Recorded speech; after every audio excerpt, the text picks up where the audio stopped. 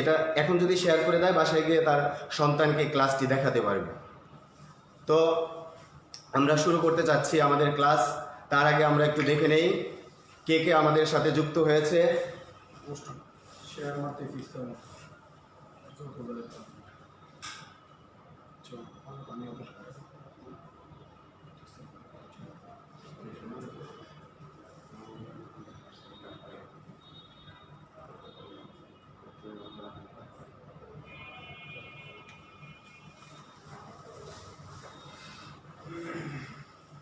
অনেকেই যুক্ত হয়েছে। নাম তো কয়েকজন লাভি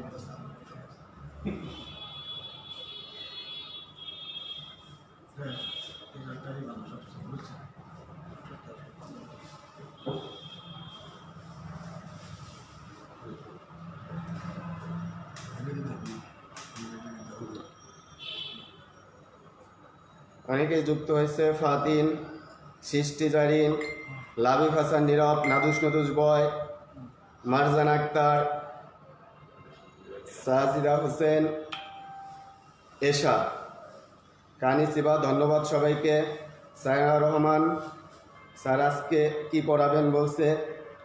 পাঠ পরিচিতি আমরা বলে দিয়েছি অলরেডি। আমাদের হিসাব বিজ্ঞান বিষয়ের অষ্টম অধ্যায়, হিসাব বিজ্ঞান বিষয়ের অষ্টম অধ্যায় আমরা পড়াবো। অর্থাৎ অষ্টম অধ্যায় কী আছে তার আগে আমরা আমাদের একটু স্লাইড দেখে নেই, কিছু পিকচার। দেখো স্ক্রিনে তোমরা একটা ছবি দেখতে পাচ্ছ। এই ছবিটা হচ্ছে ব্যাংক লেনদেন করতেছে, ব্যাংকার ক্যাশ গ্রহণ করেছে।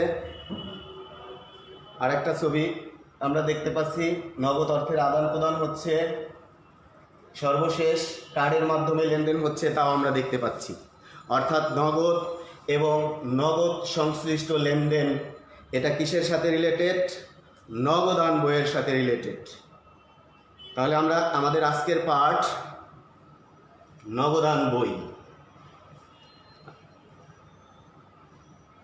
এই অধ্যায় শেষে আমরা যা শিখতে পারবো নগদান বইয়ের ধারণা ব্যাখ্যা করতে পারবো। অর্থাৎ নগদান বই কি তা আমরা জানতে পারবো। নগদান বইয়ের শ্রেণী বিভাগ অর্থাৎ নগদান বই কত প্রকার এগুলো ব্যাখ্যা করতে পারবো, অর্থাৎ এটা জানতে পারবো। বিপরীত দাখিলা অর্থাৎ নগদান বইয়ে কিছু কন্টাইনটি আছে যার আরেক নাম হচ্ছে বিপরীত দাখিলা। এই বিপরীত দাখিলা আমরা ব্যাখ্যা করতে পারবো অথবা চিনতে পারবো। সর্বশেষ 4 নম্বর শিখনফল হচ্ছে বিভিন্ন প্রকার নগদান বই প্রস্তুত করতে পারবো। তাহলে বিভিন্ন প্রকারের নগদান বই প্রস্তুত করতে পারবো, বিভিন্ন প্রকার আমাদের আগে জানা দরকার। তাহলে আমরা চলে যাচ্ছি আমাদের পরবর্তী স্লাইডে, অর্থাৎ আমাদের প্রথম শিখনফল সম্পর্কে আমরা একটু আগে জেনে নিব নগদান বই কি। প্রতিদিন অগণিত লেনদেন সংঘটিত হয়। ধারে লেনদেন, নগদ লেনদেন, দৃশ্যমান লেনদেন, অদৃশ্যমান লেনদেন, মূলধন জাতীয় লেনদেন, মুনাফা জাতীয় লেনদেন। এর মধ্যে থেকে শুধুমাত্র নগদ লেনদেন নিয়ে যে বই প্রস্তুত করা হয় তাকে বলা হয় নগদান বই। আমরা একটু দেখে নিই স্ক্রিনে এর সংজ্ঞাটা। যে সকল লেনদেন দ্বারা নগদ অর্থের আদান প্রদান ঘটে ওই লেনদেন সমূহকে একত্রিত করে যে বই প্রস্তুত করা হয় তাকে নগদান বই বলে। অর্থাৎ নগদ লেনদেনকে একটা মানদণ্ডের ভিত্তিতে ভাগ করে ডেবিট ও ক্রেডিট এই দুই পক্ষে ভাগ করতে হয়। নগদ প্রাপ্তিসমূহ নগদান বইয়ের ডেবিট দিকে, নগদ প্রদানসমূহ নগদান বইয়ের ক্রেডিট দিকে লিখে এবং মাস শেষে এর ব্যালেন্সিং করে নগদান বইয়ের কার্যক্রম শেষ করতে হয়।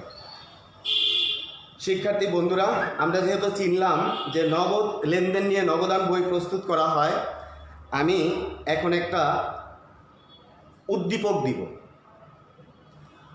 স্ক্রিনে দেখতে পাচ্ছ একটা উদ্দীপক, এখানে কয়েকটা লেনদেন আছে মার্চ মাসের।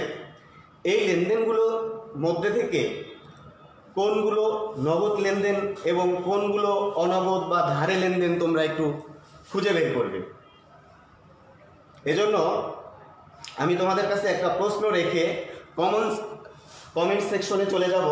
অর্থাৎ কোনগুলো নগদান বইয়ের অন্তর্ভুক্ত হবে না, কোন তারিখগুলো তোমরা কমেন্টসে গিয়ে শুধু তারিখগুলো লিখে আমাকে জানাও। দেখি কে আগে উত্তর দিতে পারে।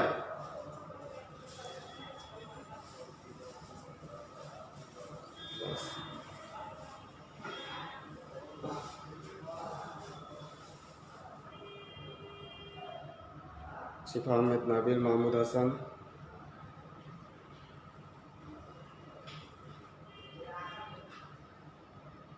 কোন ফ্রেন্ড, অনেকেই যুক্ত হয়েছে কিন্তু সঠিক উত্তর এখনো কেউ দিতে পারোনি। কোন লেনদেনগুলো নগদান বইতে অন্তর্ভুক্ত হবে না? অর্থাৎ আমরা বলি নগদে পণ্য ক্রয়, এটা নগদ লেনদেন। পণ্য বিক্রয়, এটাও নগদ লেনদেন। নগদে আসবাবপত্র ক্রয়, নগদ লেনদেন। দেনাদার হতে প্রাপ্তি, নগদ টাকা পেয়েছি, এটাও নগদ লেনদেন। সুমনের নিকট বিক্রয়, অর্থাৎ কোনো ব্যক্তি বা প্রতিষ্ঠানের নিকট বিক্রি করলে নগদ কথা না থাকলে, নগদ, ব্যাংক, চেক এই শব্দ উল্লেখ না থাকলে এটা বাকি লেনদেন। অর্থাৎ 15 তারিখের লেনদেনটি হচ্ছে ধারে বিক্রয়। কর্মচারীর বেতন প্রদান 10,000 টাকা, এটা নগদ লেনদেন। বিনামূল্যে পণ্য বিতরণ, বিনামূল্যে পণ্য বিতরণ কেন করতে হয়? প্রচারের জন্য।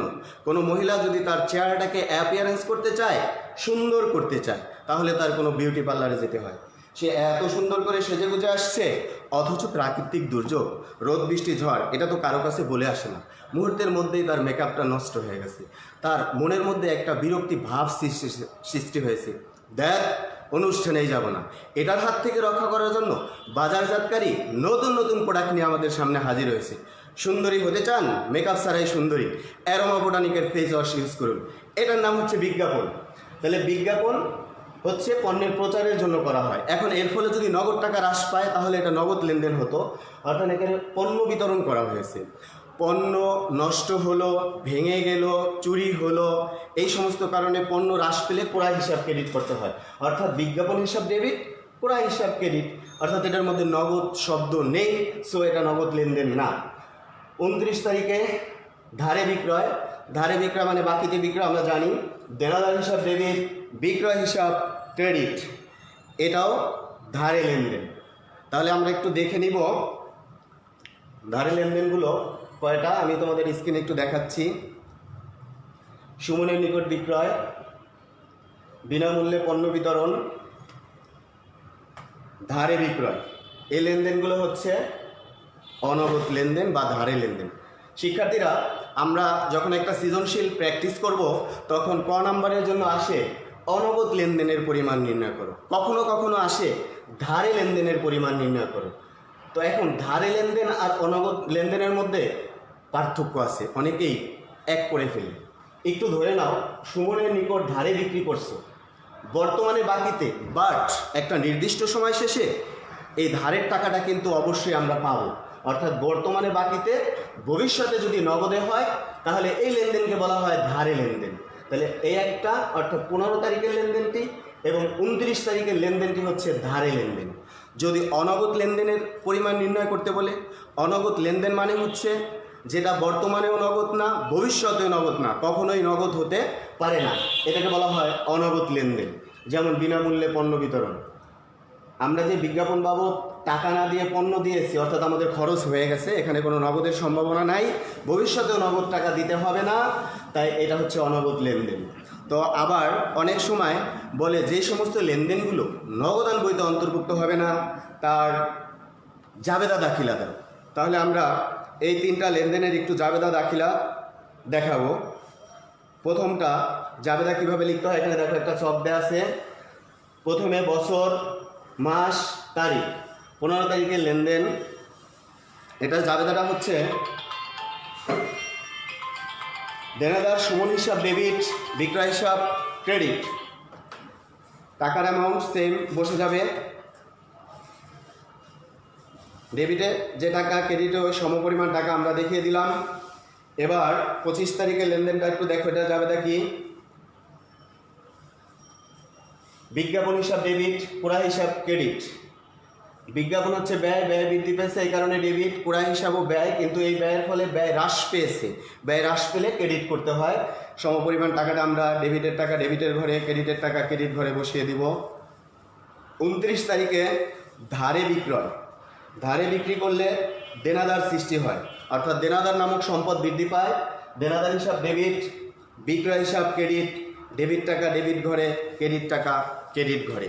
শিক্ষার্থী বন্ধুরা, আমরা এতক্ষণ তোমাদের নগদান বই কোন লেনদেনগুলো যায় এবং কোন লেনদেনগুলো যায় না সেই সম্পর্কে ব্যাখ্যা দিলাম এবং ধারে লেনদেন এবং অনগদ লেনদেন আমরা চিনতে পারলাম। এবার চলে যাচ্ছে আমাদের পরবর্তী শিক্ষণফল, নগদান বইয়ের প্রকারভেদ। তার আগে আমি একটু দেখে নেই কে কে এখানে জয়েন করেছে।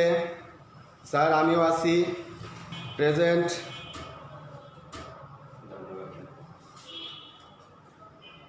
সামিয়া রহমান, বন্যা মাহমুদ, অনেকেই যুক্ত আছেন, ধন্যবাদ তোমাদেরকে।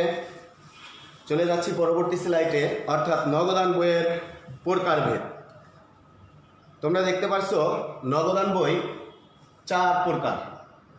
প্রথমে আছে এক ঘরা নগদান বই, অর্থাৎ যে সমস্ত প্রতিষ্ঠান আয়তনে ছোট, যারা কোনোরূপ ব্যাংকের মাধ্যমে লেনদেন করেন না, শুধুমাত্র নগদ টাকায় লেনদেন করে, ওই সমস্ত প্রতিষ্ঠান এক ঘরা নগদান বই প্রস্তুত করবে। যেমন স্কুল খোলাকালীন তোমরা স্কুলের পাশে যে গেট, এই গেটের ঝালমুড়ি কিনে খাও। এখন ঝালমুড়ি বিক্রেতাকে যদি বলো, ভাই আমাকে 5 টাকার ঝালমুড়ি দেন বা 10 টাকার ঝালমুড়ি দেন, আমি একটা চেক দিচ্ছি, এখন তো টাকা দিতে পারবো না, নিশ্চয় সে চেক গ্রহণ করবে? করবে না, কারণ এই ঝালমুড়ি বিক্রেতা ব্যাংক লেনদেন করেন না। এরকম ছোটোখাটো প্রতিষ্ঠান যারা ব্যাংকের মাধ্যমে লেনদেন করেন না, তারা এক ঘরা নগদান বই প্রস্তুত করে। এক ঘরা নগদান বইয়ের ঘর সংখ্যা হচ্ছে 10টি, অর্থাৎ প্রত্যেক পাশে 5টি করে মোট 10টি কলাম থাকে, সম সংখ্যক ঘর। এই কারণে এক ঘরা নগদান বইয়ের ঘরকে বা ছকটাকে 2টা ভাগে ভাগ করা হয়েছে, অর্থাৎ ডেবিট দিক আর ক্রেডিট দিক। ডেবিট দিকে প্রাপ্তিসমূহ, ক্রেডিট দিকে প্রদানসমূহ লেখা হয়। আমরা পরবর্তীতে তোমাদের ছক দেখাবো, তখন এটার বিস্তারিত আলোচনা করব। এবার চলে আসি 2 ঘরা নগদান বই। যে সমস্ত প্রতিষ্ঠান নগদ লেনদেনের পাশাপাশি ব্যাংকের মাধ্যমে লেনদেন সম্পন্ন করে, তারা 2 ঘরা নগদান বই প্রস্তুত করে। অর্থাৎ ব্যাংকের মধ্যে সেটা হতে পারে চেকের মাধ্যমে, সেটা হতে পারে ইউক্যাশ, বিকাশ, নগদ, এটিএম কার্ড, অর্থাৎ ব্যাংক লেনদেন। তারা 2 ঘরা নগদান বই প্রস্তুত করবে। এটার ঘর সংখ্যা কি? একটা করে প্রত্যেক পাশে 1টি করে কলাম বৃদ্ধি করে দিবে, অর্থাৎ ব্যাংক কলাম। তাহলে এটার ঘর সংখ্যা হয় 12টি। শিক্ষার্থীরা নিশ্চয় উত্তর দিতে পারবে। 2 ঘরা নগদান বইয়ের ঘর সংখ্যা 12টি। এবার চলে যাচ্ছি আমরা 3 ঘরা নগদান বই, অর্থাৎ যে সমস্ত প্রতিষ্ঠান নগদ লেনদেন, ব্যাংক লেনদেন বা ইতিপূর্বে বাকিতে লেনদেন করেছে, এটা এখন বাট্টার মাধ্যমে নিষ্পত্তি করে, সেই সমস্ত প্রতিষ্ঠান 3 ঘরা নগদান বই প্রস্তুত করবে। এখানে প্রত্যেক পাশে 1টি করে কলাম 2 ঘরের চেয়ে বেশি হবে, অর্থাৎ 14টি ঘর। এর পরবর্তীতে 4 খুচরা নগদান বই। এটা আমাদের নবম দশম শ্রেণীর শিক্ষার্থীদের সিলেবাসে নেই, অর্থাৎ একটা প্রতিষ্ঠানে 2 ধরনের ক্যাশিয়ার থাকে, প্রধান ক্যাশিয়ার আর পেটি ক্যাশিয়ার। প্রধান ক্যাশিয়ার পেটি ক্যাশিয়ারকে একটা নির্দিষ্ট পরিমাণ অ্যামাউন্ট দেয়, ওটা সে খুচরা খরচ নির্বাহ করে, এবং নির্বাহ করার পর যে ব্যালেন্স থাকে পরবর্তী মাসে আবার ওই ব্যালেন্স প্লাস গত মাসে কত খরচ হয়েছে এটা নিয়ে খুচরা খরচ নির্বাহ করে থাকে। এটাকে বলা হয় খুচরা নগদান বই। যেহেতু এটা আমাদের সিলেবাসে নাই, এটা নিয়ে আমরা বেশিক্ষণ সময় নষ্ট করব না। শিক্ষার্থী বন্ধুরা, তোমরা দেখেছো ইতিপূর্বে আমরা 4 প্রকার নগদান বই সম্পর্কে তোমাদের সুস্পষ্ট ধারণা দিয়েছি, ঘর সংখ্যা বলেছি। এখন এর নমুনা ছকটা দেখে নিব। 1 ঘরা নগদান বই, এটা একটা নমুনা ছক। বলেছিলাম 1 ঘরা নগদান বইয়ের ছককে 2টা ভাগে ভাগ করা হয়েছে, ডেবিট, ক্রেডিট। প্রত্যেক পাশে সমপরিমাণ ঘর, অর্থাৎ তারিখ, প্রাপ্তি, রসিদ নং, খতিয়ান পৃষ্ঠা, পরিমাণ টাকা, তারিখ, প্রদান, ভাউচার নং, খতিয়ান পৃষ্ঠা, পরিমাণ টাকা। আমাদের নবম দশম শ্রেণীর বইয়ে এখানে ভাউচার নম্বর লেখা আছে, অর্থাৎ 2 দিকেই ভাউচার নম্বর লেখা আছে। আমরা আসলে সঠিক হবে রসিদ নং। যে কোনো নগদ প্রাপ্তির প্রমাণ্য দলিলকে রসিদ বলে। সো এটা হবে রসিদ নং। আমি তোমাদের ঘরটা করে দিয়েছি। আর টাকার পরিমাণ তো এটা হবে, এদিকে প্রদান, ভাউচার নং, খতিয়ান পৃষ্ঠা। কোনো খরচ বা নগদ প্রদানের জন্য আমরা ভাউচার ব্যবহার করে থাকি, ডেবিট ভাউচার। এটা হচ্ছে ভাউচার নং। এই হলো 1 ঘরা নগদান বইয়ের ছক। এবার আমরা 2 ঘরা নগদান বইয়ের ছক তোমাদের বলেছিলাম শুধুমাত্র 1টি করে টাকার কলম বেশি হয়। 1টি করে টাকার কলম বেশি হয়, তাহলে উভয় দিকে 2টা কলাম বেশি হয়েছে, অর্থাৎ 12টি কলাম ব্যাংক কলাম। দেখো সবই ঠিক আছে, শুধুমাত্র ব্যাংক কলাম বেশি হয়েছে। এবার আমরা 3 ঘর নগদান বইয়ের নমুনা ছকটা একটু দেখে নিই। একটি করে কলাম বেশি হয়েছে, অর্থাৎ প্রদত্ত বার্তা আর এদিকে হচ্ছে প্রাপ্ত বার্তা। এই হলো 3 ঘর নগদান বইয়ের ছক। স্যার আসসালামু আলাইকুম। হান্না আক্তার, মাহমুদ হাসান, আরিফ হাবিব, অনেকেই যুক্ত হয়েছে আমাদের সাথে। আমাদের অনেক শিক্ষকগণও যুক্ত হয়েছে। ধন্যবাদ সবাইকে যুক্ত হওয়ার জন্য এবং ক্লাসে থাকার সাথে থাকার সবাইকে অনুরোধ করছি, কারণ এই ক্লাস শেষে আমাদের একটা কুইজ প্রতিযোগিতা আছে, এটা তোমরা অংশগ্রহণ করে যাবে। এবার আমরা আমাদের 3 নাম্বার শিখন ফল, অর্থাৎ 3 নাম্বার শিখন ফলে কি ছিল? বিপরীত দাখিলা ব্যাখ্যা করতে পারব। বিপরীত দাখিলা হচ্ছে একটা লেনদেনের ফলে যদি নগদান হিসাব এবং ব্যাংক হিসাব দুটোই প্রভাবিত হয়, তখন তাকে বলা হয় বিপরীত দাখিলা। আমরা একটু বিপরীত দাখিলা সম্পর্কে এখন জেনে নেই। যে লেনদেনের ফলে নগদান হিসাব এবং ব্যাংক হিসাব দুটোই একসঙ্গে প্রভাবিত হয় তাকে কন্টাইনটি বা বিপরীত দাখিলা বলে। অর্থাৎ জাবেদা করলে একটা হিসাব ব্যাংক আর একটা হিসাব নগদ দুটো হতে হবে এবং তা বিপরীতভাবে হতে হবে, অর্থাৎ একটা ডেবিট আর একটা ক্রেডিট। তাহলে একটু দেখে নিন কোনটা ডেবিট আছে। এখানে কয়েকটি লেনদেন লেখা হয়েছে, তোমরা দেখো। ব্যাংকে জমা দেওয়া হলো, ব্যাংক হিসাব খোলা হলো, ব্যাংক জমা অতিরিক্ত অর্থ পরিশোধ করা হলো। শিক্ষার্থী বন্ধুরা, তোমরা যারা এই মুহূর্তে যুক্ত আছো তারা এই লেনদেনটির জাবেদাটা কে কে বলতে পারে দেখি, তা আমাকে কমেন্ট সেকশনে জানিয়ে দাও। আমি একটু ওয়েট করতেছি উত্তরটা নেওয়ার জন্য। এটা সঠিক জাবেদা। ব্যাংক হিসাব কি হবে? এখানে একটা পক্ষ শুধু বলো, ব্যাংক হিসাব কি হবে, ডেবিট না ক্রেডিট? ব্যাংকে জমা দেওয়া হলো, ব্যাংক হিসাব খোলা হলো, ব্যাংক জমা অতিরিক্ত অর্থ পরিশোধ করা হলো। একটু জানিয়ে দাও দ্রুত। না স্যার, ক্লাসে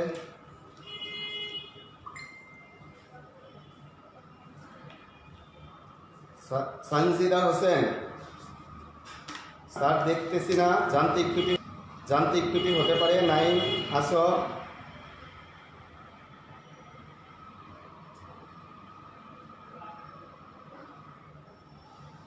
আরদিতা রহমান আবার ক্লাস চাই স্যার। হ্যাঁ, ক্লাস পাবে sir. Debit. Sanjida Hossain debit বলেছো, অর্থাৎ ব্যাংক হিসাব ডেবিট। ধন্যবাদ তোমাকে। আসলে ব্যাংক হিসাব ডেবিট, ব্যাংকে জমা দিয়েছি, ব্যাংকে টাকা বৃদ্ধি পেয়েছে, নগদ টাকা হ্রাস পেয়েছে, অর্থাৎ ব্যাংক হিসাব ডেবিট, নগদান হিসাব ক্রেডিট হবে। এরপরে আমাদের দ্বিতীয় বিপরীত দাখিলা। ব্যাংক থেকে উত্তোলন, অফিসের প্রয়োজনে ব্যাংক থেকে উত্তোলন, ব্যবসার প্রয়োজনে ব্যাংক থেকে উত্তোলন। আমরা যখন ব্যাংক থেকে টাকা তুলি তখন আমাদের ক্যাশ বৃদ্ধি পায়, অর্থাৎ নগদান হিসাব ডেবিট, ব্যাংকে টাকা হ্রাস পায়, ব্যাংক হিসাব ক্রেডিট। তাহলে এটা জাবেদা হচ্ছে নগদান ডেবিট, ব্যাংক হিসাব ক্রেডিট। এখন এই কন্টাইনটি 2 ঘরা এবং 3 ঘরা নগদান বইয়ের উভয় কলামেই বসাতে হয়। অর্থাৎ ব্যাংক হিসাব ডেবিট মানে ডেবিট দিকে ব্যাংক কলামে টাকা, নগদান হিসাব ক্রেডিট মানে ক্রেডিট দিকে নগদ কলামে টাকা। শুধু নাম লিখব বিপরীতটা, অর্থাৎ অ্যাজ লাইক এ লেজার, খতিয়ানের মতো আমরা পোস্টিং দিব। আর খতিয়ান পৃষ্ঠার ঘরে সি বা ক লিখতে হয়। এই হচ্ছে বিপরীত দাখিলার ধারণা। শিক্ষার্থী বন্ধুরা, তাহলে আমাদের এক এক করে 3টি শিখন ফলের আলোচনা এইমাত্র আমরা শেষ করলাম। এখন আমাদের সর্বশেষ শিখন ফল হচ্ছে নগদান বই। বিভিন্ন প্রকার নগদান বই প্রস্তুত করতে পারবে। বিভিন্ন প্রকার ইতিপূর্বে আমরা আলোচনা করেছি, অর্থাৎ 3 প্রকার নগদান বই আমরা করব 9-10-এ। আজকে একটি ক্লাসেই 3 প্রকার নগদান বই কাজ সম্পূর্ণ করা যাবে না, শুধুমাত্র আমরা 2 ঘরা নগদান বই প্রস্তুত করে তোমাদের দেখাবো। তাহলে সবাই যারা যুক্ত হয়েছ তারা এই মুহূর্তে একটা 2 ঘরা নগদান বইয়ের ছক অঙ্কন করে ফেলো।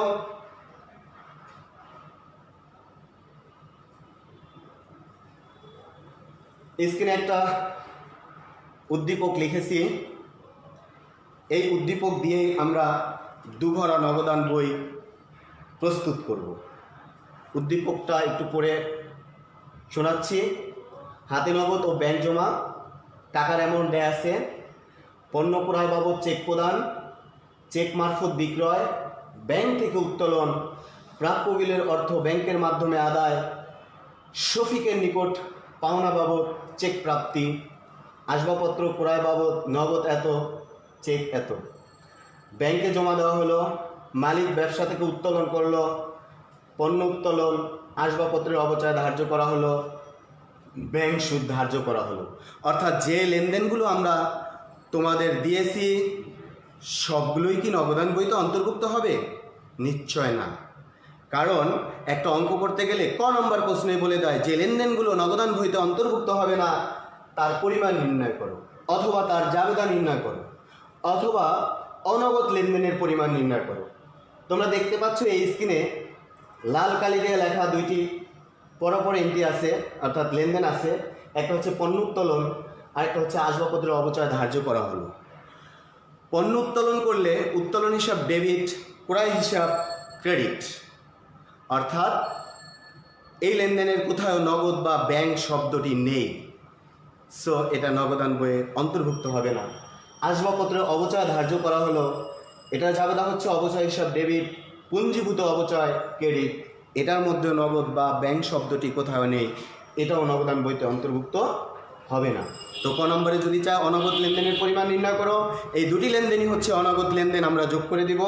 যদি বলে যে লেনদেনগুলো নগদান বইতে অন্তর্ভুক্ত হবে না তার জাবেদা দাখিলা দাও, তাহলে আমরা এটার জাবেদা দাখিলা দিয়ে দেব। এরপরে আমরা শিক্ষার্থীদের বলেছিলাম তোমাদের আসলে শখটা করার জন্য, তোমরা মনে হয় ইতিপূর্বে এই নগদান বইয়ের শখ করে ফেলেছ। আমরা একটু শখটা দেখে নিই।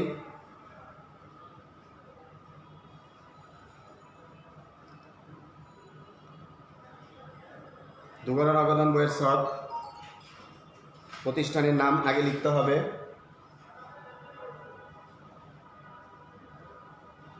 এই হলো দুঘরা নগদান বইয়ের শখ।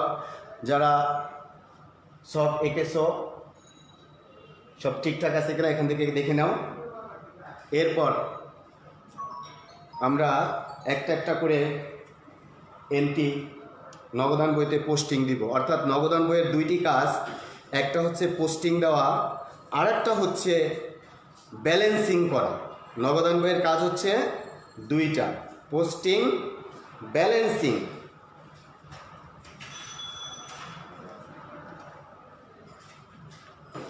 তো প্রথমেই আমরা দেখি 1 তারিখের লেনদেন কিভাবে পোস্টিং দিব।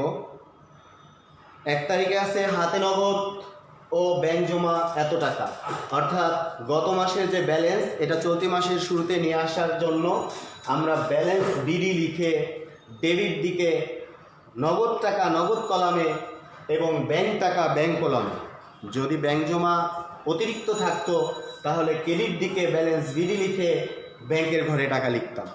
যেহেতু নগদ জমা দেয়া আছে তাহলে আমরা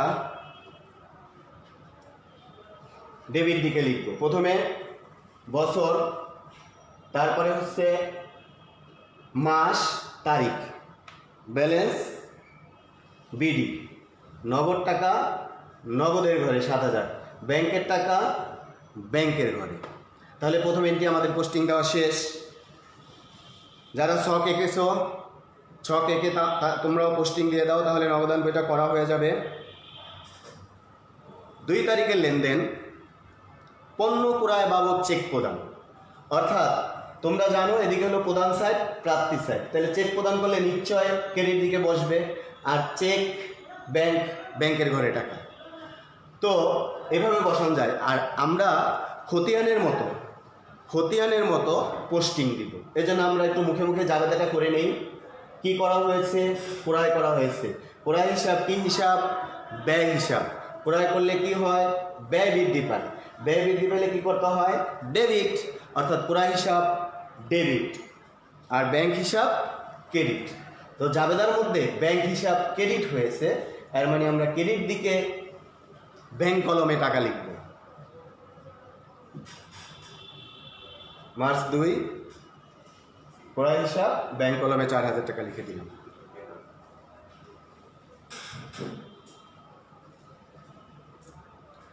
অনেকেই প্রশ্ন করেছো, তাই আমি একটু দেখে নেই।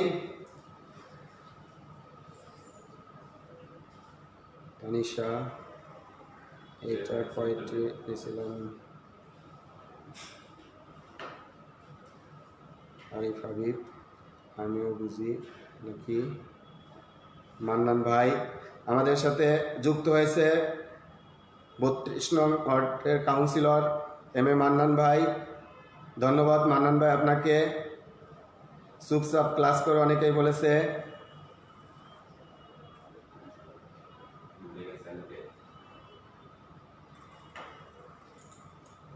স্যার আমি একটু সব ভুলে গেছি। রায়হান আব্বাস স্যার আমাদের সাথে আছেন, এটা দেখে মনে পড়ে গেল সব। ধন্যবাদ তোমাকে। সানজিদা হোসেন, সৃষ্টি যারা পাশ করলে কেমনে তুই? স্যার আমিও। রেদন হোসেন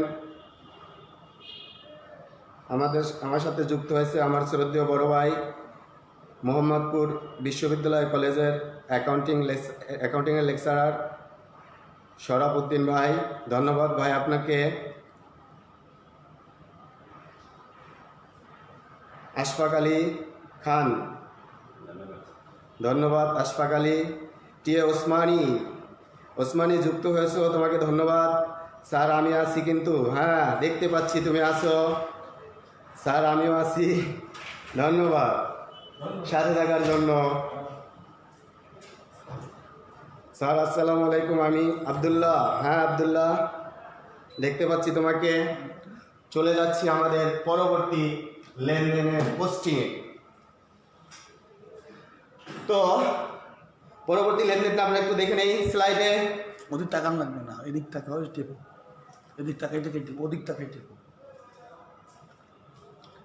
চেক মারফত বিক্রয়, চেক মারফত বিক্রয় করেছি, অর্থাৎ বিক্রয় হিসাবে আয় হিসাব। বিক্রয় করলে আয় বৃদ্ধি পায়, আয় বৃদ্ধি পেলে ক্রেডিট, একটা পক্ষ আমরা পেয়ে গেলাম ক্রেডিট। আর চেক মারফত বিক্রয় করলে ব্যাংকের টাকা বৃদ্ধি পায়, অর্থাৎ ব্যাংক হিসাব ডেবিট। আমরা ইতিপূর্বে বলেছিলাম ব্যাংক হিসাব ডেবিট হলে ডেবিট দিকে ব্যাংক কলামে টাকা, ব্যাংক হিসাব ক্রেডিট হলে ক্রেডিট দিকে ব্যাংক কলামে টাকা। যেহেতু এই জাবেদায় ব্যাংক হিসাব ডেবিট হয়েছে, অর্থাৎ ডেবিট দিকে আমরা ব্যাংক কলমে টাকা লিখব, আর বিপরীত নাম হচ্ছে বিক্রয়, লিখে ফেলেছি। এরপরের লেনদেনটা আমরা একটু দেখে নেই। ব্যাংক হতে উত্তোলন। ইতিপূর্বে তোমাদের আমি বিপরীত দাখিলা সম্পর্কে ধারণা দিয়েছি। তোমরা জানো একটা লেনদেনে যদি ব্যাংক হিসাব এবং নগদান হিসাব দুটোই হয় এবং তা বিপরীতভাবে হয়, তখন তাকে কন্টা এন্ট্রি বলে বা বিপরীত দাখিলা বলে। এই কন্টা এন্ট্রি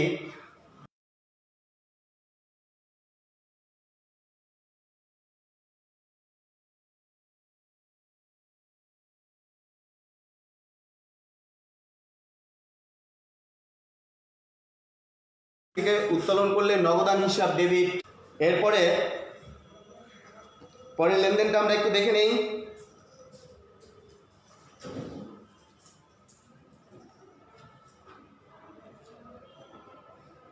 প্রাপ্য বিলের অর্থ ব্যাংকের মাধ্যমে আদায়, অর্থাৎ ব্যাংকের মাধ্যমে প্রাপ্য বিলের অর্থ আদায় হয়েছে, ব্যাংকে টাকা বৃদ্ধি পেয়েছে, তাহলে ব্যাংক হিসাব ডেবিট।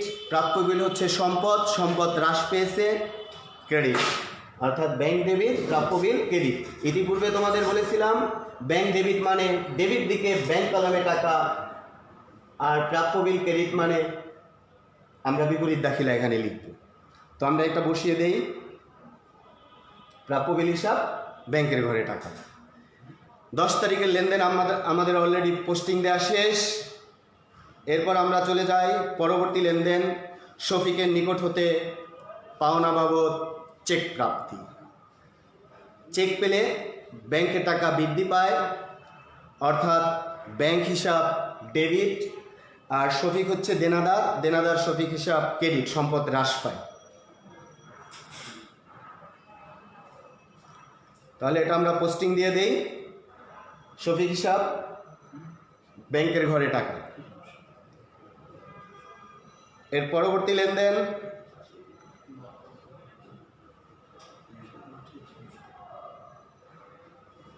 আসবাবপত্র ক্রয় বাবদ নগদ 3000 টাকা এবং 2000 টাকার চেক প্রদান। তাহলে এটা জাবেদা হচ্ছে ব্যাংক আসবাবপত্র হিসাব ডেবিট, কারণ সম্পদ ক্রয় করেছি, আসবাবপত্র নামক সম্পদ বৃদ্ধি পেয়েছে, এই কারণে আসবাবপত্র ডেবিট, নগদ টাকা হ্রাস পেয়েছে, নগদান হিসাব ক্রেডিট, ব্যাংকের টাকা হ্রাস পেয়েছে, ব্যাংক হিসাব ক্রেডিট। তাহলে আমরা আসবাবপত্র নাম লিখে নগদ ক্রেডিট মানে ক্রেডিট দিকে নগদ কলামে টাকা, ব্যাংক ক্রেডিট মানে ক্রেডিট দিকে ব্যাংক কলামে টাকা আমরা বসিয়ে দিলাম 3000 টাকা এবং 2000 টাকা। চলে যাচ্ছি আমাদের পরবর্তী লেনদেনে। ব্যাংকে জমা দেওয়া হলো, ইতিপূর্বে এই বিপরীত দাখিলা সম্পর্কে তোমাদের সাথে আলোচনা হয়েছে। ব্যাংকে জমা দেওয়া হলো, এটা জাবেদা হচ্ছে ব্যাংক হিসাব ডেবিট, নগদান হিসাব ক্রেডিট। ব্যাংক হিসাব ডেবিট মানে ডেবিট দিকে ব্যাংক কলমে টাকা, নগদান হিসাব ক্রেডিট মানে ক্রেডিট দিকে নগদ কলমে টাকা। নাম হবে বিপরীতটা খতিয়ান পৃষ্ঠার ঘরে সি বা ক। তাহলে আমরা এখন কন্টাইনটি বসিয়ে দিলাম উভয় দিকে। 21 তারিখের লেনদেন অলরেডি পোস্টিং দেওয়া আমাদের শেষ হয়েছে। ইতিপূর্বে তোমাদের বলেছিলাম নগদান বইয়ের প্রথম কাজ হচ্ছে পোস্টিং দেওয়া, পরবর্তী কাজ হচ্ছে ব্যালেন্সিং করা। এখনও আমাদের সবগুলো লেনদেন পোস্টিং দেওয়া হয়নি, চলে যাচ্ছি পরবর্তী লেনদেনে।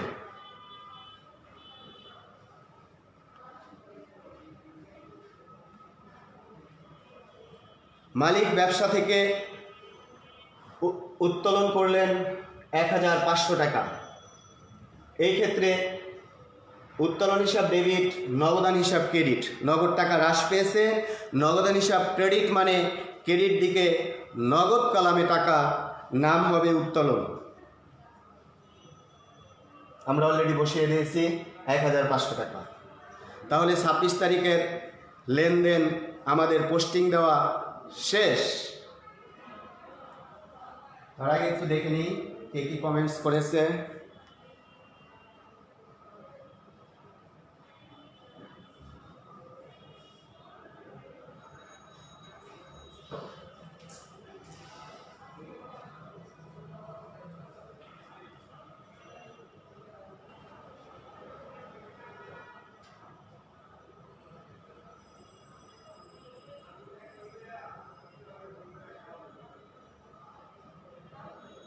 অনেকেই যুক্ত হয়েছে, স্যার দেখতেছি না কেন, যান্ত্রিক ত্রুটি সম্ভবত।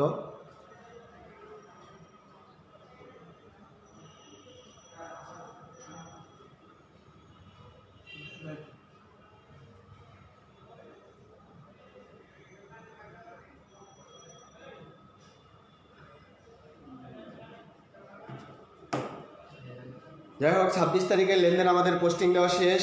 চলে যাচ্ছে আমরা পরবর্তী লেনদেনে। ব্যাংক সুদ ধার্য করলো, এটা জাবেদা হচ্ছে ব্যাংক সুদ, ব্যাংক হিসাব ক্রেডিট, ব্যাংক সুদ ডেবিট, অর্থাৎ ক্রেডিট দিকে ব্যাংক কলমে টাকা আমরা বসিয়ে দিলাম। তাহলে আমাদের সবগুলো লেনদেন একটি একটি করে সবগুলো লেনদেন পোস্টিং দেওয়া শেষ 30 তারিখ পর্যন্ত। এখন আমাদের একটা কাজ বাকি আছে, সেটা হচ্ছে ব্যালেন্সিং করা। ব্যালেন্সিং করার আগে তোমরা সবসময় মনে রাখবে, প্রথমে ডেবিট দিকে নগদ কলামের টাকা যোগ করবে। ডেবিট দিকে নগদ কলামের টাকা আমরা এই কারণে যোগ করব, কারণ নগদ প্রাপ্তির চেয়ে নগদ পরিশোধ কখনো বেশি হতে পারে না। তাই ডেবিট দিকে নগদ কলামের টাকা যোগ করে সমপরিমাণ টাকাটাও ক্রেডিট দিকে বসিয়ে দিব। ক্রেডিট দিকে যত টাকা কম আছে ওটা ব্যালেন্স সিডি নামে দেখাবো। তাহলে আমরা একটু দেখাচ্ছি।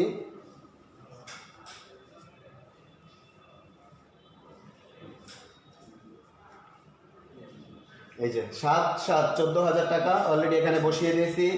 সমপরিমাণ টাকা ক্রেডিট দিকে নগদ কলমে 14,000 টাকা আমরা বসিয়ে দিয়েছি। কিন্তু এখানে টাকা আছে 3000, 1000, 4000, 500, অর্থাৎ এখানে যত কম আছে এটা হচ্ছে ব্যালেন্স সিডি। 9500 টাকা কম আছে। সেমভাবে ডেবিট দিকে ব্যাংকের টাকা বেশি, অনেক সময় ক্রেডিট দিকেও বেশি হয়। তো ডেবিট দিকে বেশি দেখা যাচ্ছে 18,000 টাকা ডেবিট দিকে।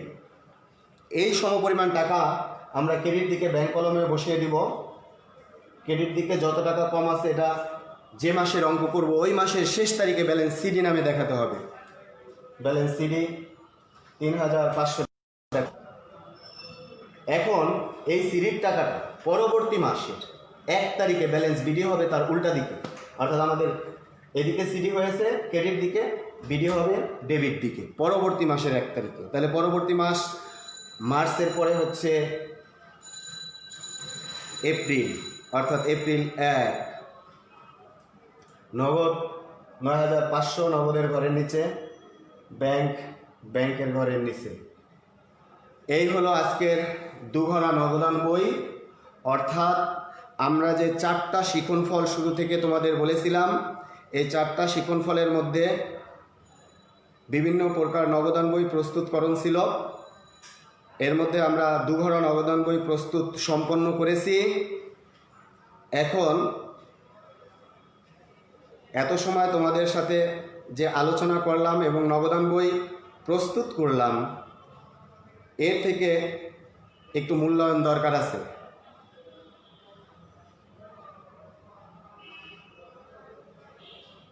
এই জন্য তোমাদের জন্য একটা কুইজের আয়োজন করেছি। দেখো এই আলোচনার মধ্যে চলে আসছে, সবাই উত্তর দিবে, কমেন্ট সেকশনে উত্তর দিবে কোন ধরনের প্রতিষ্ঠান 1 ভরা নগদান বই প্রস্তুত করে। আমি শুরু থেকেই প্রথম শিখনফল আলোচনা করতে গিয়েই তোমাদের বলেছিলাম, অপশন নাম্বার 1 আয়তনে ছোট প্রতিষ্ঠান, অপশন 2 যে প্রতিষ্ঠান ব্যাংক লেনদেন করেন না, অপশন 3 ক ও খ উভয়ই। দ্রুত কমেন্ট সেকশনে উত্তরটা জানিয়ে দাও। আর্থিক বিবরণীর ক্লাস চাই, আর্থিক বিবরণী আশফাক আলী, আর্থিক বিবরণীর ক্লাস চাই, দেওয়া হবে পরবর্তীতে। মুস্তাফিজুর রহমান ভাই, কমার্সের ক্লাস কে?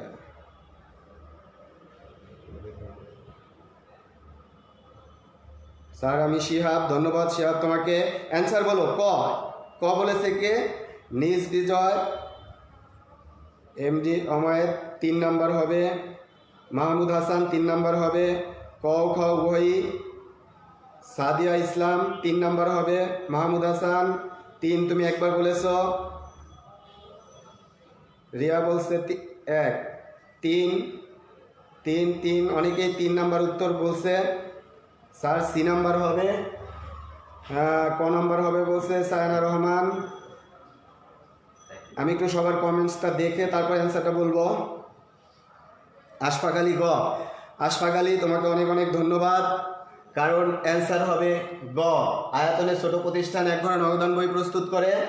যে প্রতিষ্ঠান ব্যাংকের মাধ্যমে কোনো লেনদেন সম্পন্ন করে না তারা 1 ঘরা নগদান বই প্রস্তুত করে, অর্থাৎ ক ও খ উভয়ই অ্যান্সার। এই যে সঠিক উত্তর দিয়ে দিলাম। তাহলে আমরা আমাদের দ্বিতীয় কুইজের জন্য প্রস্তুত হয়ে যাই। দেখি দ্বিতীয় quiz number 2।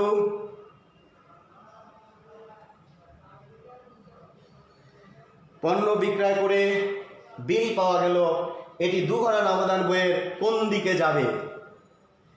Option number 1 debit দিকে নগদ কলামে, অপশন নাম্বার 2 ক্রেডিট দিকে নগদ কলমে, অপশন নাম্বার 3 কোনোটি নয়। এখন তোমরা কমেন্ট সেকশনে উত্তর জানিয়ে দাও।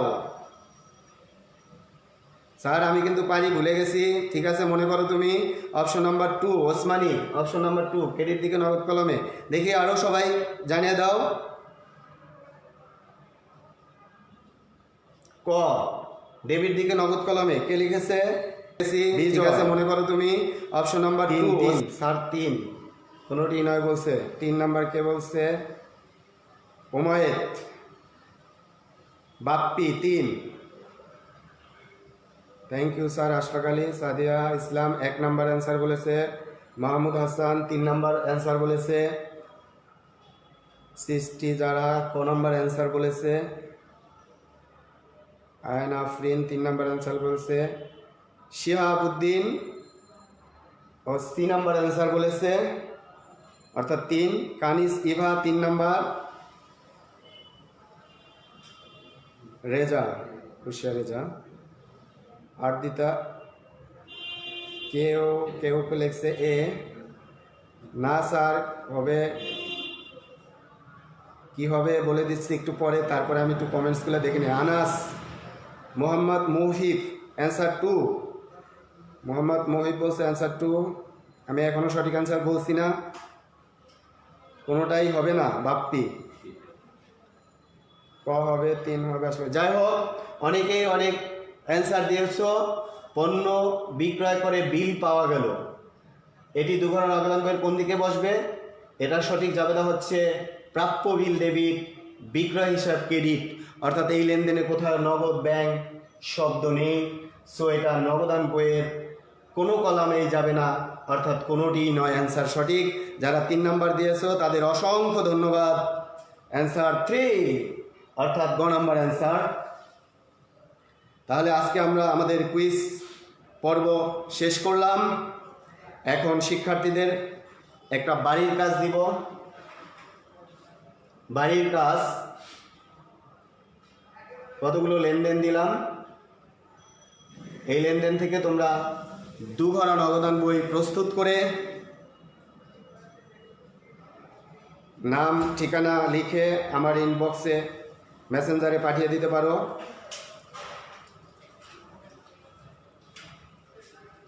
ততক্ষণ পর্যন্ত কমেন্টসগুলো একটু দেখে নিই। স্যার আমাদের ভুলে গেছি, মাস্তি স্যার। ধন্যবাদ সবাইকে ক্লাসে অংশগ্রহণ করার জন্য এবং শেষ পর্যন্ত কুইজে অংশগ্রহণ করার জন্য, উত্তর দেওয়ার জন্য তোমাদের অসংখ্য ধন্যবাদ। পরবর্তী ক্লাসের শিডিউল দেখে তোমরা আবার পরবর্তীতে অ্যাটেন্ড করবে। সেই পর্যন্ত সবাই ভালো থাকো, সুস্থ থাকো। সেই পর্যন্ত সবাইকে ভালো থাকো, সুস্থ থাকো, এই প্রত্যাশা রেখে আজকে তোমাদের সামনে থেকে বিদায় নিব। Thanks to everyone for taking part in today's live class. অর্থাৎ আজকের ক্লাসে অংশগ্রহণ করার জন্য সবাইকে ধন্যবাদ জানিয়ে শেষ করছি। খুদা হাফেজ।